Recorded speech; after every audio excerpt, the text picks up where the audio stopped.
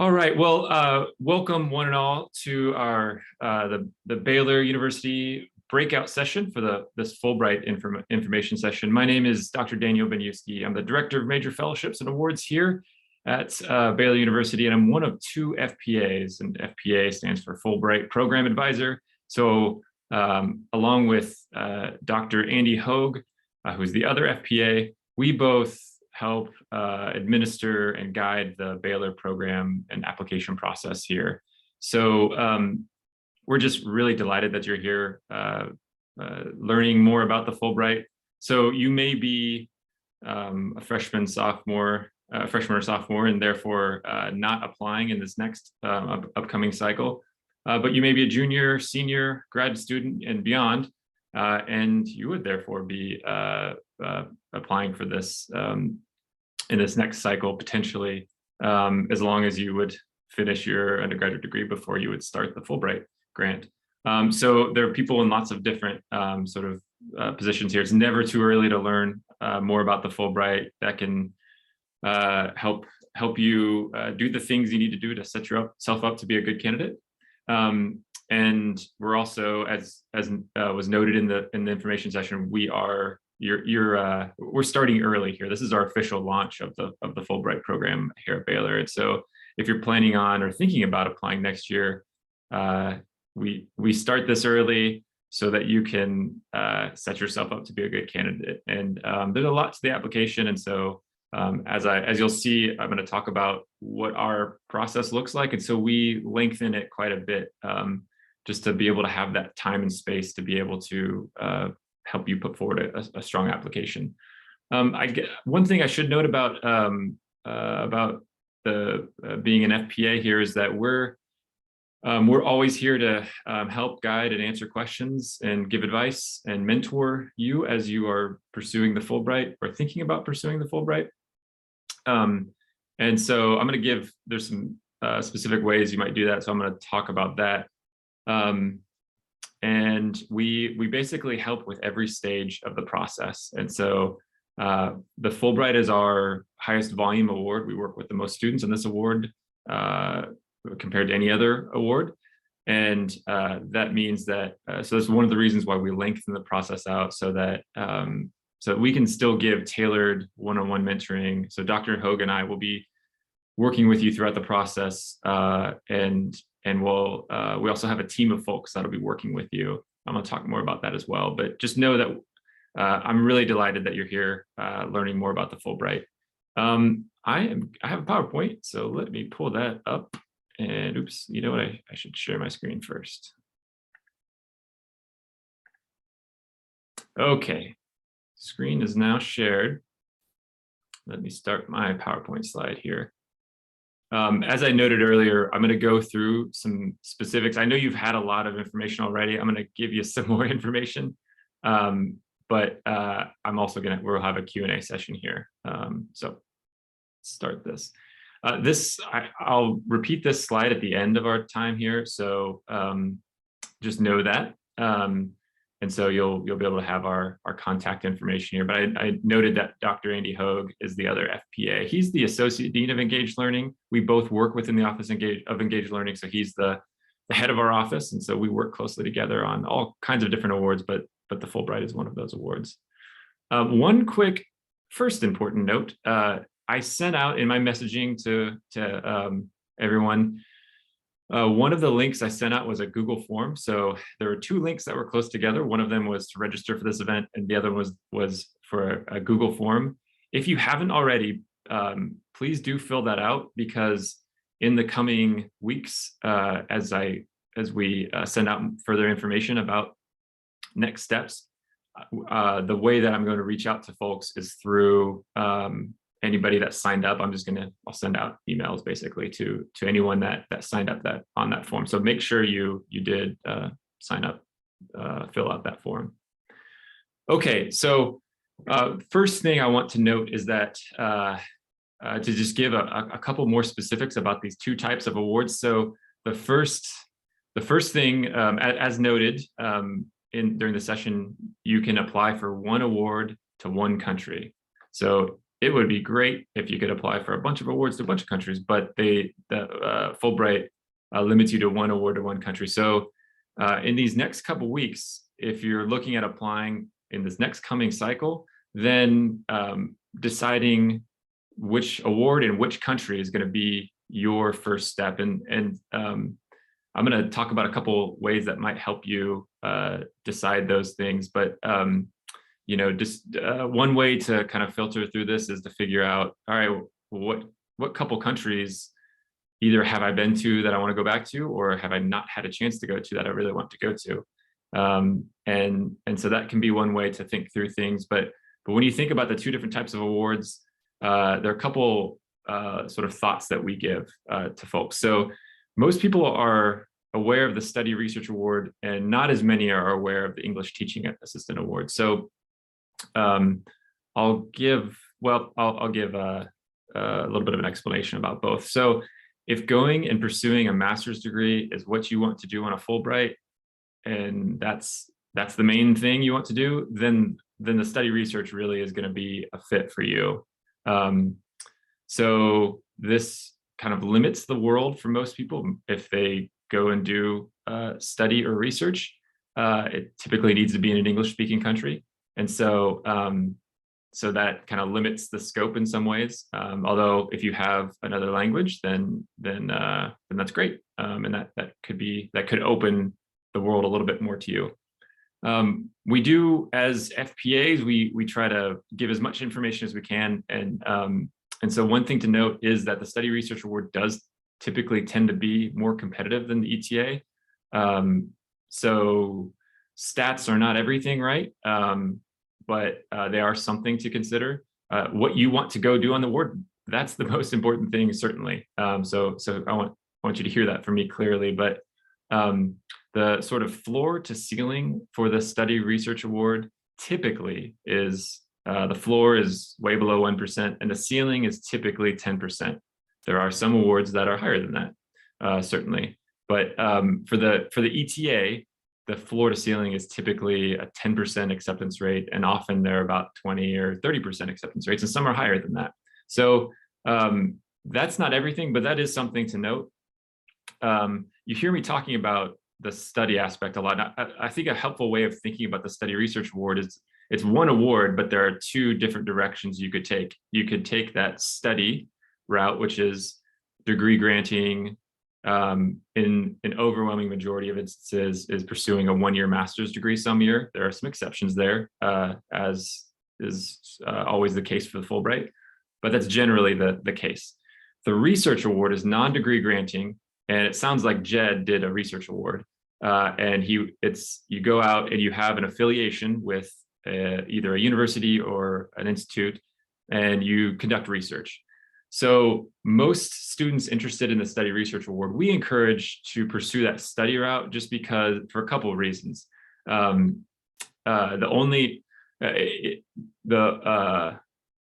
would encourage students to pursue the research award if you have done a substantial amount of research. If you haven't, then it's hard to make a compelling case if you haven't. So that's something to note about, if you're trying to decide between the Study Research Award. Another thing to note for those that are undergraduates, that are juniors now and going to be seniors next year, or I suppose, or seniors this year and going to be having a gap year next year. So you're competing against master's and PhD students who are like Jed, who was a master's student, it sounded like. And so they're already doing graduate research. And so that can be a steep hill to climb for an undergraduate student. That doesn't mean you shouldn't apply for it. That it is a fit for some folks. But something to note is that we've had a lot of study award winners. We've had one research award winner as an undergraduate.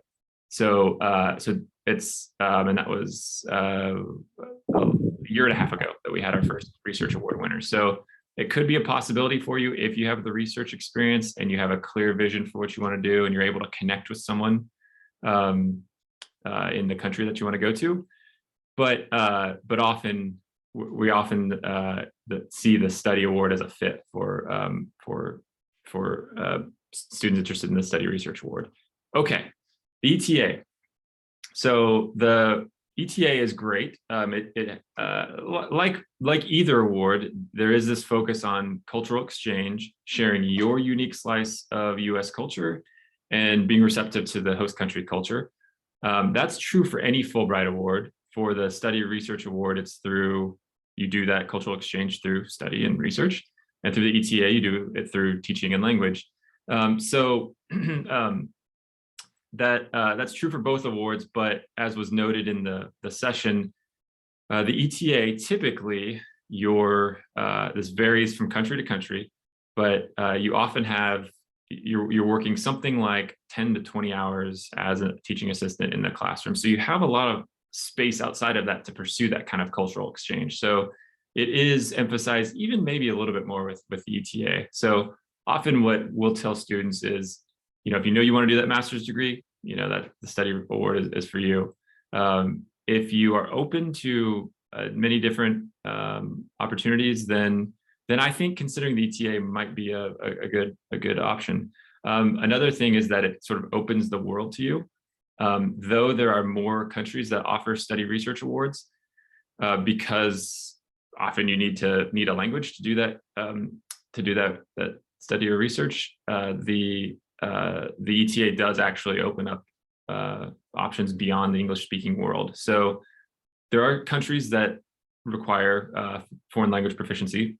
For instance, anywhere in the Spanish-speaking world, you need to be at least at an intermediate level of Spanish. But if we say, there are probably exceptions to this, but we say if a language is taught at Baylor, they probably have some kind of requirement, but if it's not, then they don't probably. So Indonesia, for instance, has a great ETA program and no language requirement. It's just one example of many. I talked about the odds. Teaching offers these sort of universal skills. So it's great if you are an education major and want to go teach or want to go teach in the academic world down the road. ETA could be a good fit for you. There is most ETA applicants don't really intend to teach long term, and so Sierra, for instance, it didn't seem like her long-term goal was to teach, but there are these kind of universal skills, teaching and language, but also cultural exchange and mutual understanding. And so one concrete example here is we had a winner a couple years ago to his name was Clay, won Germany ETA, and he applied for he wanted to do a foreign affairs master's program, wanted to become a foreign service officer, applied to the graduate school he really wanted to go to, got a half ride, which is great, but he won the Fulbright, went out on the Fulbright, applied again the next year, and got a full ride. So I don't know how much his schooling costs, but that's probably $15,000 to $20,000 right there. And that's just sort of an immediate ripple effect. And so it really will open doors down the road. And to be honest, most people don't know the difference between an ETA and a study research award. They just know Fulbright and they see that name recognition. Okay, so a bit about our timeline process. So we start now in the spring. I'm going to pull up our Baylor Fulbright page in a second, and so you'll see some specific dates here. But in the coming weeks here, in March, we have a couple more information sessions and workshops, and we're going to ask that you officially declare those that are thinking of applying next year for that you're going to apply for the Fulbright next by March 31st. And so from that point on, we're going to start in April. We kind of work our way up to it, but you're going to start working on the application at that point and open an application on the 31st. So the national deadline's October 11th. And last year we had our Baylor deadline on October 1st. We've had some conversations about holding it a little bit earlier than that, maybe a week or two. But that can, we haven't finally decided that, but that can give you an idea of that length of time. Over the summer, we're going to have you, you'll be working with a team of writing consultants that are writing experts that will help you draft your essays. Before that and during that, you'll be meeting with Dr. Hogue and I, and we'll give you very specific guidance on letters of recommendation, and if you're applying for the study research award, the letter of affiliation, and all manner of aspects of the application. In the autumn, there's an interview that's a required part of the application. It's not to sort of select those people who are applying. We don't have a limit on people that apply for the Fulbright. Some awards do. And so the aim of the interview is twofold. It's to give you some feedback on your application, but it's also meant to help us write an evaluation form that's a part of your application, a required part. And so we want to sing your praises, and so it helps us sing your praises. You see that you'll be working on your essays. There are 2 essays, the statement of grant purpose and the personal statement. You'll be working on those over a matter of months. And so the essays in particular, but the whole application as well, is an iterative process, meaning you don't just sit down and do it in one sitting. You do it over a long period of time and draft and draft and draft and work on it. And so that's another big reason why we lengthen the process, so that you have plenty of time to work on your application. Let's see. I am going to I'm going to show you point out a thing or two on the Fulbright website and our Baylor Fulbright page in a second. I just don't want to hop out of the PowerPoint slide yet. So I will note some of the Fulbright resources there. There's also, we're going to, those that officially put their, say that they're going to apply by March 31st, we're going to have a box folder that has a ton of different resources. In particular, things that are really helpful. We have just a whole host of Baylor students that win the Fulbright every year. And so we have essays from former Baylor students that have won the Fulbright, so that you can see, and that we share them in this box folder, so that you can see this is what a winning Fulbright essay looks like. And I should have said this from the beginning. I did say it in the email. We have a record number of finalists right now. We have 26 finalists, so we're really, really excited. And we typically don't find out until April, and so it's March or April by the time we find out about those awards. But we're all that to say is I think people often hear about the Fulbright and they're like, I don't know if I'm a good fit. And I just want you to know and to feel confidence that Baylor students really, really excel with the Fulbright, and many have, and many will continue to win the Fulbright. So you're a good fit for the Fulbright. I talked a bit about the mentoring, so I'm going to not talk about that. Real quickly, I want to mention a few ways that you can strengthen your application. We'll repeat these things, and we'll offer more. We have documents that note these things in our box folder sort of resources. I should also note we also have a ton of other resources that talk about how to ask for letters of recommendation, how to ask for the letter of affiliation, how to do every aspect of the Fulbright. But if you're looking at the Study Research Award, a couple of things you can think about are taking coursework and specific coursework within your proposed discipline that might fit with the study or the research that you want to do. Pursue a summer internship.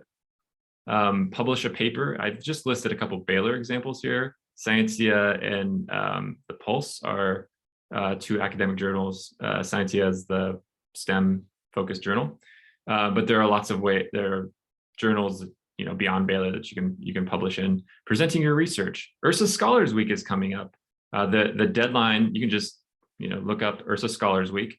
The deadline for abstracts is this Friday, so if you want to do that, you got to do it soon. You can propose a presentation through your abstract. So that's another way that you could strengthen your application. For ETAs, get teaching experiences. I think it was Sierra that kind of said, oh, you don't need teaching experience. For an ETA, you definitely want teaching experience, but it's teaching writ large. And so it can be classroom teaching, but it could be mentoring or tutoring. Some countries emphasize it more than others. Spain is one country that emphasizes a little bit less, which I think is why she noted that. But the good thing is, you're starting early. There are lots of ways that you can pursue teaching experiences. RefuNet is a British, a UK organization that works with refugees to offer tutoring. I think it's ESL focused. I'm kind of forgetting right now if there are other subjects. They're awesome. We've had students work with them. They've been overwhelmed lately, I think, by lots of people pursuing those opportunities. So sometimes you have to be persistent when you connect with them. There are a ton of other opportunities online out there, but this is one that I know about. You can pursue an online TESOL or TEFL program. Here in Waco, there's the Emmanuel ESL ministry. So ESL teaching experience is the best kind of experience because that's what you're gonna go do as an ETA. The Undergraduate Writing Center, you can become a writing consultant, tutor with the Foster Success Center or in the athletic department. There's also the ACE tutoring program at Carver Middle School here in Waco. Here are also some other courses that you could take. These are one's an ESL course, one's a linguistics course, this mini master. There's this really cool cultural exchange host program. Basically it's students that are from the US and students that are from other countries, and you come together and you pursue cultural exchange in a number of different ways. I have some more information on that class. I just don't want to bombard you with even more information right now, so I can tell you more about that. Also, the perspectives on global culture could be a good course as well. Taking a language course in your host country's language is also a good idea. Okay. Next steps. So, okay, take a deep breath. Next steps are to decide on award in a country. I guess maybe even before that, are you going to apply for the Fulbright? But then after that, deciding on an award in the country, and that's really perhaps the most important decision, because then everything after that is based on you're going to talk about why you would be a good ETA, or why you would be a good study research award winner, and then why you'd be a good fit for a certain country. And I'm going to now go to the Baylor page here. Oh, real quickly, before I go to the Baylor page, I'll get back to next steps here in a second. But I just wanted to point out, this is one of the next steps. So as you think about what country you want to apply for, what award, some other helpful resources here. If you go to under this about link, if you go to videos and tutorials, their tutorials are really helpful. This is some of this overview session, you've already heard that today, but they do have some more specifics about the study research award. And this is we just skip tutorial 3 unless you're applying for an arts study research award. If you are applying for an arts study research award, definitely look at that. But then we've got an ETA video here. So these are some more helpful resources. When trying to decide a country, the Fulbright splits up the world into 6 regions here. Think through, if you say, oh man, I really want to look at places in this East Asia Pacific region. And so you can look at the countries where they have awards. And, I mentioned Indonesia. Here we go. And so you can see they do have these open study research awards, and they have 35 ETAs. Cool. All right. So this country page this will be your home for, it's going to help you decide which award in which country, but it's also going to be your home once you pick an award, because it talks about the award profile, and it talks about the grant period and what they're looking for in a candidate, and the foreign language proficiency right here. And some have a supplementary project, that civic engagement that Sierra talked about. This is that supplementary project. So that's another sort of helpful resource. And then once you get past that stage, looking at the application here. So let's just look at the ETA award. So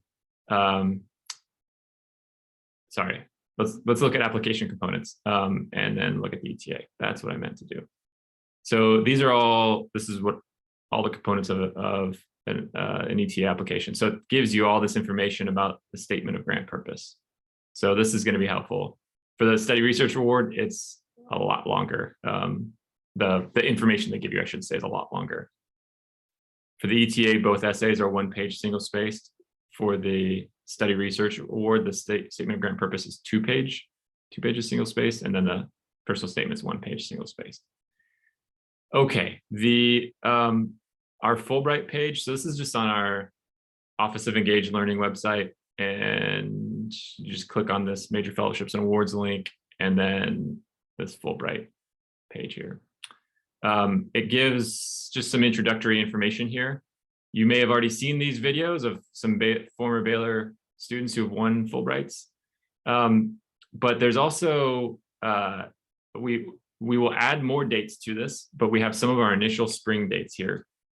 And so Dr. Hogue and I are always available to answer your questions and to help guide you along this process.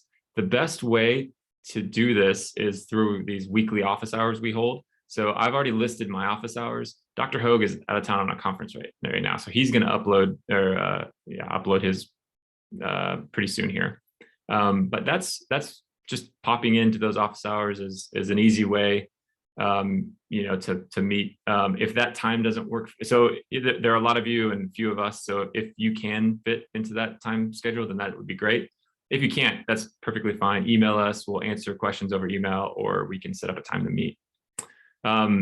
There are some specific upcoming sessions here that you can see, kind of a next steps information session for the study research and next steps for the ETA, basically.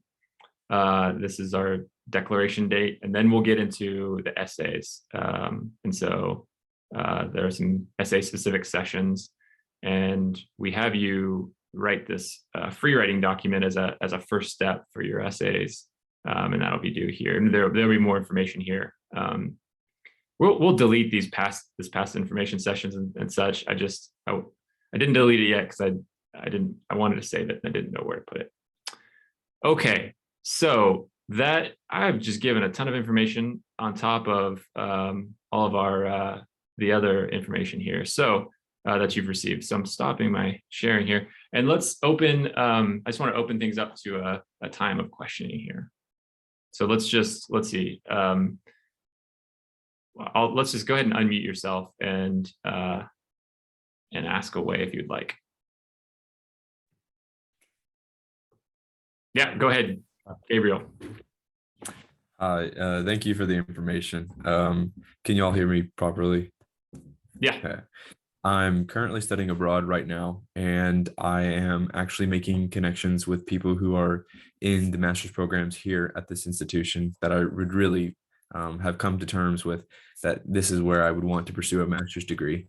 Talking with the program directors here at the university that I'm at, how, as far as establishing a relationship, what's some advice that you would give us as far as doing that? I know I'm a sophomore, but I still want to be ahead of the game. And with those established relationships and building these connections, how should we keep you updated on those? Like, what would you like to know?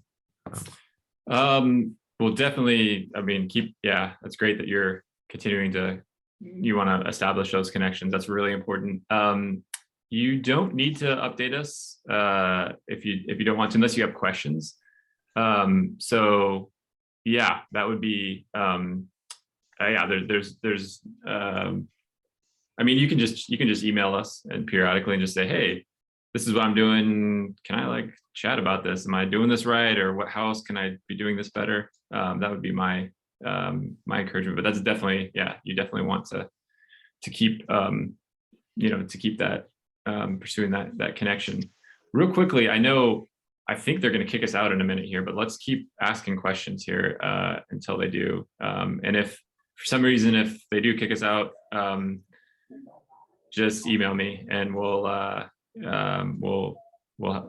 keep asking questions that way. Do you know if the Emmanuel ESL ministry requires fluency in Spanish? I don't know that. I'll look it up. Yeah, I would. Yeah. Oh, this life and Yeah. bye. Bye, everyone. Thank you. Thank you for joining us today.